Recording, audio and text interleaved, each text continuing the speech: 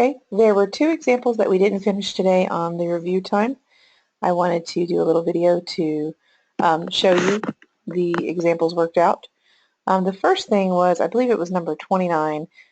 We just took a long way around to do a problem that was actually supposed to be simpler.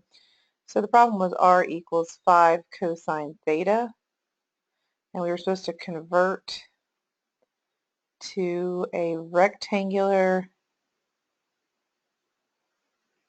equation. So that means only in x and y, not in r and theta. And we tried to square both sides and then replace r squared with the x squared plus y squared, but then we still had the cosine theta squared over here. And that actually does give you the right answer. In a minute I'll show you that we weren't wrong, we just didn't go far enough. But it's a lot easier to just use a simple manipulation at the beginning. And it was just so simple that it didn't hit my head during class. That cosine, member, is x over r. So if we replace that right away, our whole life becomes easier.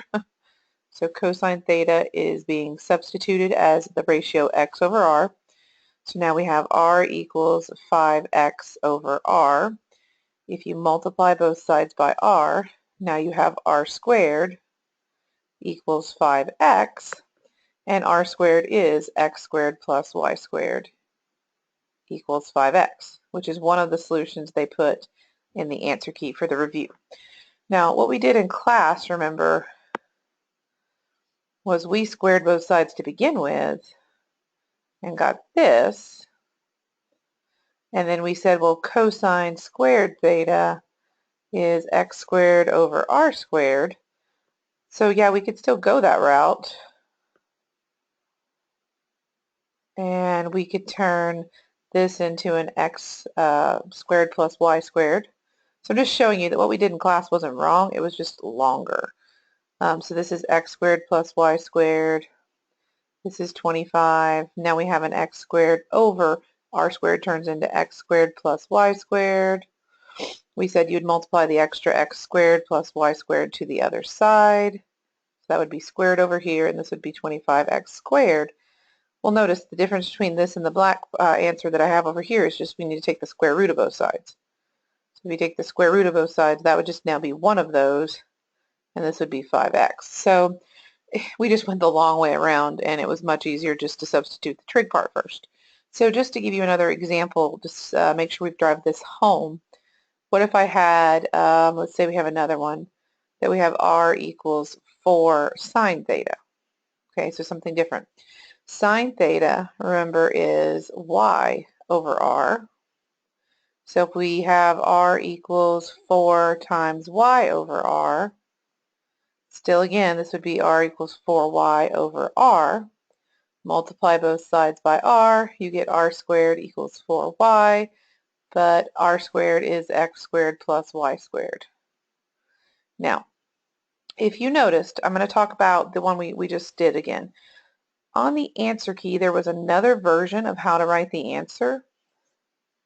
So notice on the answer key for number 29, which we've already said was x squared plus y squared equals 5x, they had another answer over here that involved parentheses squared plus a y squared equals a fraction over here. I'm going to show you how they got this into this format because it actually is important down the road. For the test this time, you can just leave it as this. But because we are going to use this skill later on, and it's a 136 skill, I'm going to review it just really quickly. But like I said, I'm okay if you stop here on the test. If you put the x squared and the 5x together, and if you remember from 136, if you have an x squared part and a y squared part, you can complete the square and turn it into, well, what we did in 136 was we turned it into the equation of a circle. This is not actually going to end up being much different than that. So the rule for completing squares, you have to have a 1 in front, and then you take half of the middle term and you square it. So that would be 25 over 4. You add that to both sides. Y squared doesn't need to have the completing the square process. It's only when you have an x squared and an x or a y squared and a y. So we only need to complete the square on this one piece. So we add 25 over 4 to that. Bring down the plus y squared. We also would have now a 25 over 4 added to 0. And then this factors, because it's a perfect square trinomial, it always factors using this piece right here, right before you squared it. So it's x minus 5 halves squared plus y squared equals 25 over 4. So this is just showing you how they took the answer that I'm okay with you putting on the test. Like I said, I am not testing you on can you convert it yet, but if you were curious, this is how they got that answer. Okay, and now the last thing I was going to do was to talk about the tangent function, because that was the one we didn't get to do together. So let's go to a new page. So to do tangent graph of a function, we have to remember that x is standing in kind of as our theta, and then this is the tan value at theta, and that's based really on looking at our unit circle. So for tangent, I'm essentially going to focus on quadrant 1 because tan x, if you watched the video and you remember us talking about in notes, has what we call origin symmetry. So whatever happens on quadrant 1 when we graph will be reflected across the y-axis and across the x-axis. So, but you'll see that there's a pattern. So essentially it repeats from negative pi over 2 to pi over 2. The pattern repeats every 180 degrees essentially, because this is negative 90 and this is 90. So those are kind of what our period's going to be. So if you have your unit circle and you think about quadrant 1, you know that this point right here is 1, 0. That's at 0 degrees or 0 radians. At pi over 6, we are at the point square root of 3 over 2 and 1/2.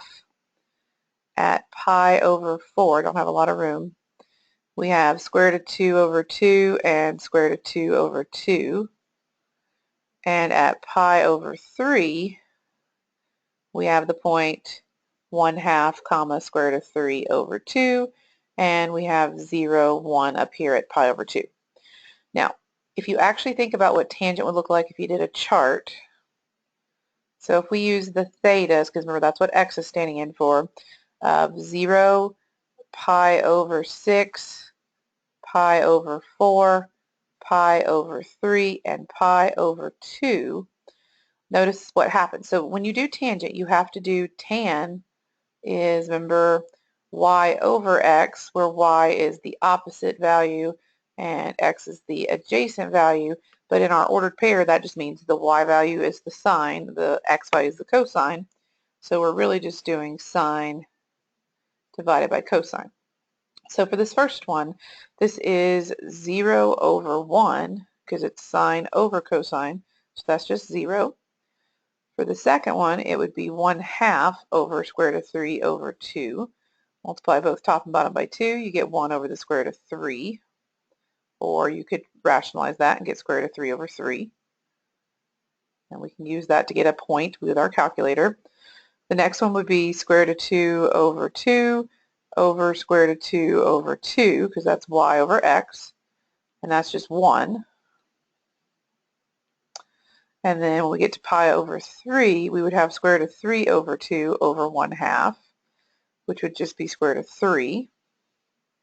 And here's where it gets bad for us, because we would put 1 over 0, which is undefined. Okay, so if you can just remember that if you can do these 5 points, then you can pretty much get the rest of tan very easily. So let me think about my graph.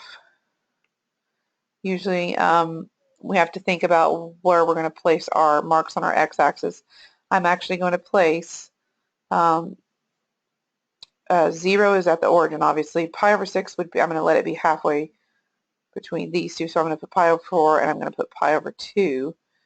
And notice that the other guys, they're not exactly halfway, but they're going to be. Because remember, this is 45 degrees, so 30 will just be a little bit beside that. So 0, 0 we would plot. And pi over 6 is 30 degrees, so that's close to 45. But we need to know what square root of 3 over 3 is, so we get out our calculator. So the square root of 3, That's not squared, that's squared. Sorry. Square root of 3 divided by 3 is about 0.6. We just need a rough estimate. So this is approximately 0.6. So right about here at 30 degrees, here's the value of 1. 0.6 is going to be a little bit over halfway. Pi over 4 is 1. And pi over 3 is square root of 3, which square root of 3 is just 1.7-ish. So here's a 2 up here. So somewhere up here, we're going to be hitting that point. And then remember, pi over 2 is undefined. So when something is undefined, we have what's called an asymptote, which is a kind of imaginary line vertically that says we can't cross that.